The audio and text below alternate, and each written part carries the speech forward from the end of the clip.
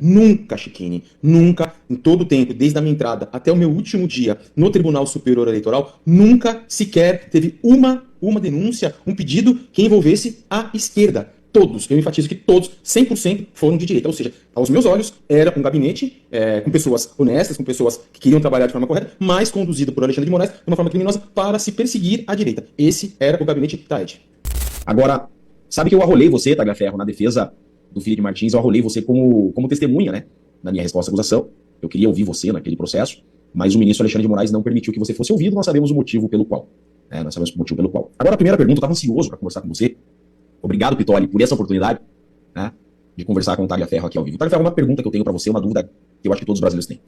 Você era chefe do núcleo de desinformação do TSE, correto? Isso. Né? Eu pergunto, todo esse regime que nós estamos acompanhando hoje, né, esse complô, toda essa chicana jurídica, essa união STF, TSE, que se formou uma coisa só. Tagliaferro, conta para nós, qual era a finalidade desse trabalho que estava sendo feito? Isso foi uma pergunta que ninguém te fez até agora.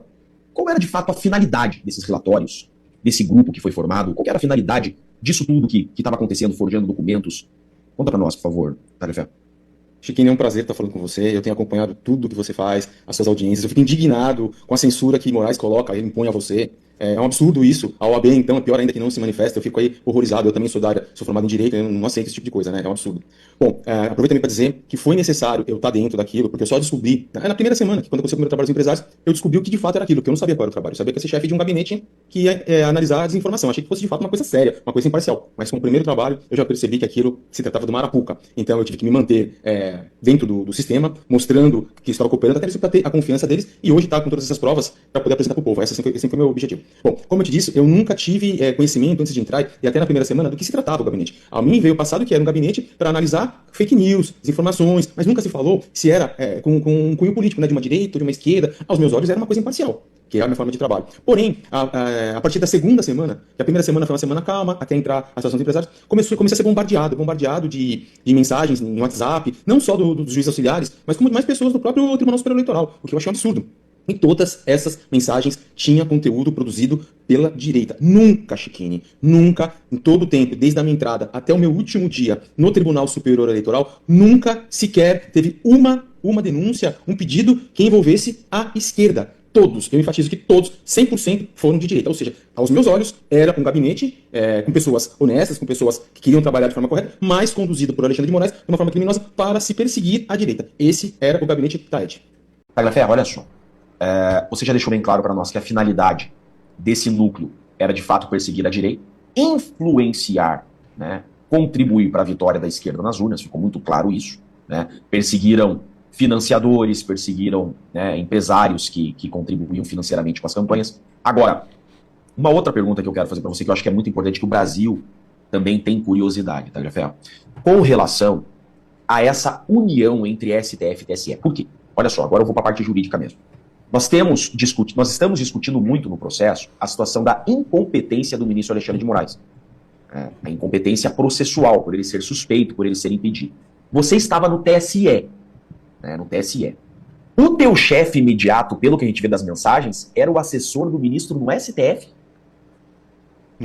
De forma prática, eram dois, né? Era o Ayrton Vieira, que era o juiz instrutor do STF, e o Marco Martins Vargas, que era o juiz instrutor no Tribunal Superior Eleitoral. Na verdade, eles falavam que aquilo, que o denominador comum era Moraes mandava em tudo. Olha só, Pitoli, a importância disso. Nós tínhamos ali o Alexandre de Moraes, presidente do TSE, isso? Exatamente. Naquele momento. Alexandre de Moraes, presidente do TSE. E nós tínhamos Alexandre de Moraes, relator das investigações e dos processos, no STF. A mesma figura. O Código de Processo Penal, ele é expresso. Aquele que atua, no caso, em outra instância ou em outro momento, não pode ser o relator do caso. Então, se está demonstrado que o ministro Alexandre de Moraes estava no TSE, coordenando investigações, e depois, ou em momento concomitante, ele era o relator no STF, ele não pode ser as duas coisas, porque a lei não permite que seja as duas coisas. Esse áudio que você mostrou, Pitoli, eu quero entender do Tagliaferro, esse áudio, você recebeu, Tagliaferro? Sim, recebi do Ayrton Vieira, e ele é muito claro que mostra que tem uma irregularidade aí, que um juiz do STF não poderia dar ordem para um gabinete do TSE, e esse gabinete acatar, não seguiu o rito, né? Mandar um ofício pro Tribunal Superior Olha a Eleitoral. chicana aqui, gente. Olha a chicana. Esse áudio é do Ayrton Vieira. Exatamente. Ayrton Vieira, STF. Sim. STF. Ayrton Vieira, assessor do relator Alexandre de Moraes, STF.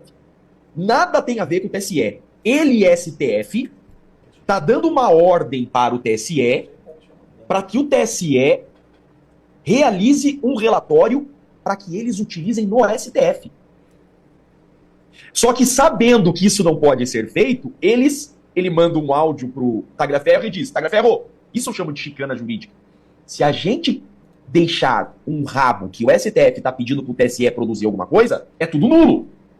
Então, o Tagliaferro diz aqui para nós: diz que recebeu isso de forma anônima, faz esse relatório e manda para mim, TSE, STF, para tentar burlar isso daqui. Era isso que acontecia, Tagliaferro?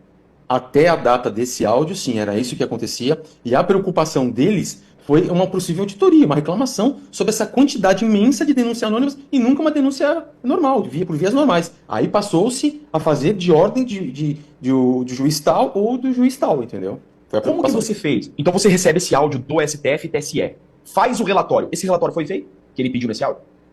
Eu não lembro se nesse áudio foi pedido no relatório ou só foi uma instrução, mas todos os relatórios posteriores a esse áudio já começaram a ser feitos como de ordem do juiz ao instrutor do gabinete Alexandre de Moraes no STF, Ayrton Vieira, de ordem do juiz instrutor de Alexandre de Moraes, Marco Martins Vargas no TSE.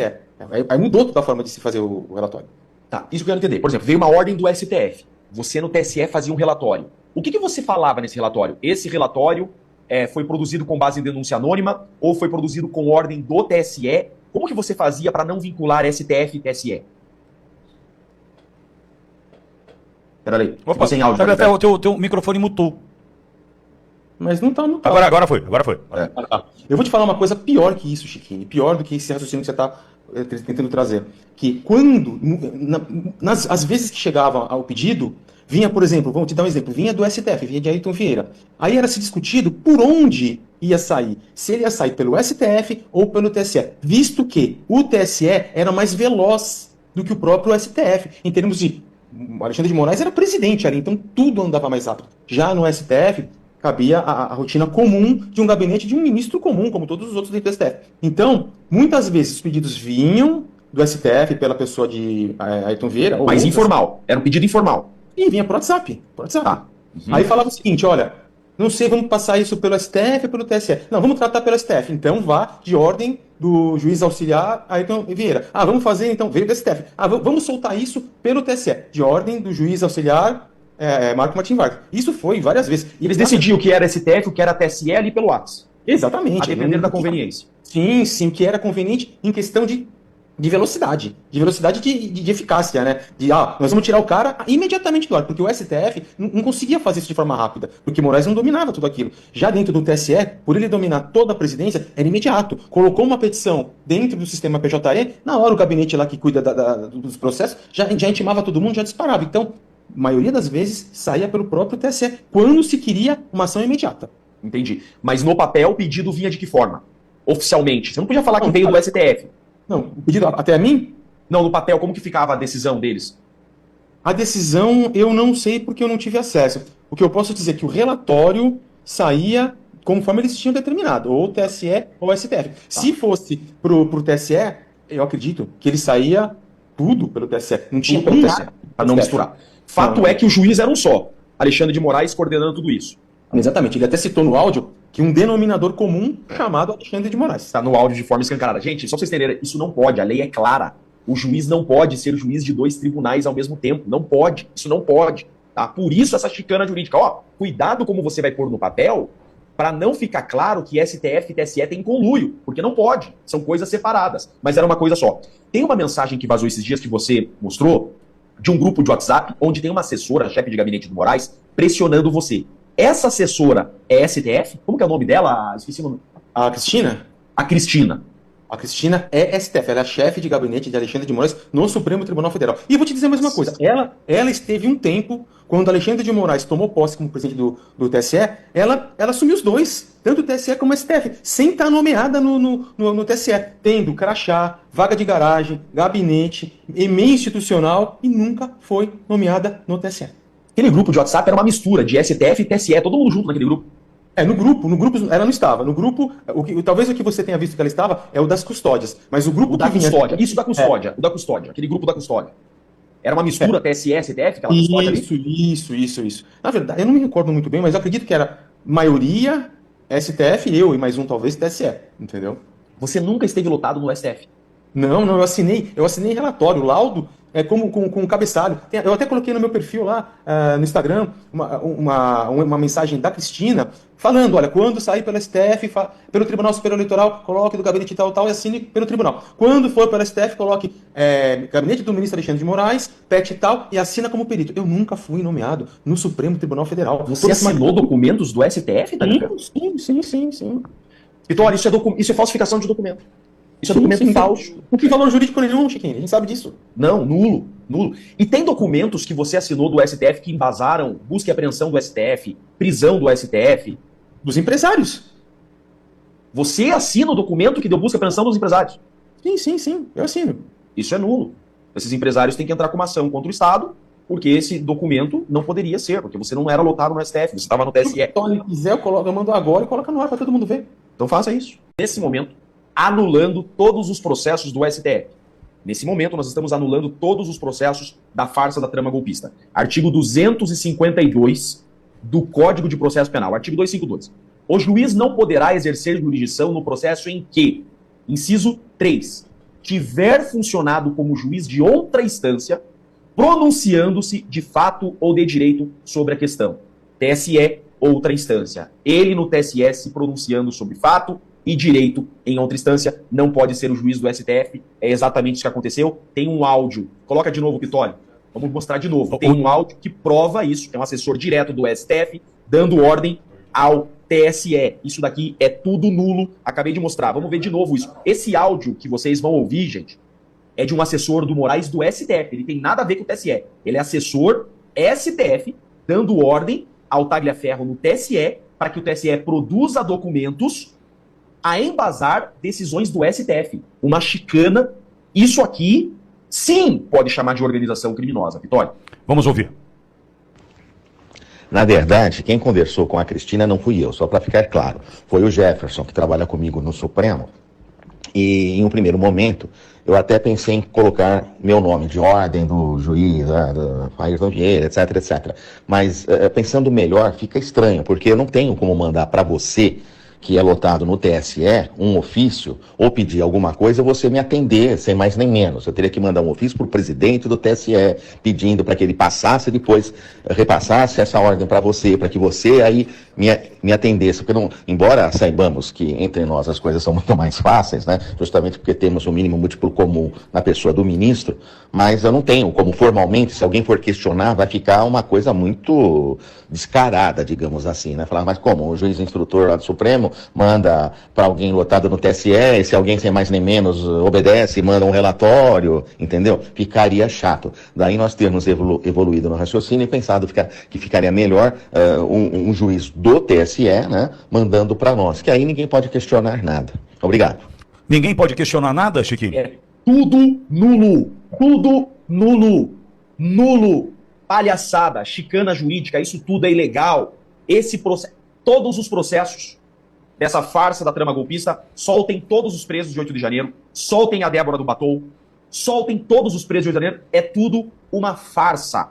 É tudo nulo. Todo esse processo, todos os 1.600 são nulos. Esse processo do Bolsonaro que está em trâmite tem que ser imediatamente estancado, interrompido, anulado. Isso que aconteceu eu vou falar uma coisa pra vocês, é algo mais grave que eu já vi em toda a minha carreira.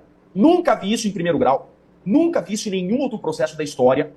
A maior chicana jurídica da história do nosso país aconteceu nas cortes máximas, eleitoral e STF. Eu estou horrorizado com tudo isso. Tá? Eu acho que todos os advogados desses processos têm que pegar esses depoimentos do Tagliaferro. Temos que pedir anulação de tudo. É tudo nulo, digo aos brasileiros. Esses processos são nulos, verdadeiras perseguições jurídicas, são criações para perseguir opositores políticos. Tagliaferro, eu agradeço a sua honestidade, olha, eu estou satisfeito, né? Foi literalmente uma audiência judicial, para mim está claro, esse conluio entre duas instâncias que tornou tudo nulo e o Alexandre de Moraes não poderia ser o juiz desse processo, dessa farsa, dessa trama golpista. Eu estou mais do que satisfeito das perguntas ao Tagliaferro, só tenho a agradecer, e eu acho que agora, a partir de hoje, é outro Brasil. Eu acho que essa nossa conversa hoje, Tagliaferro, vai mudar a história da justiça brasileira, com toda certeza.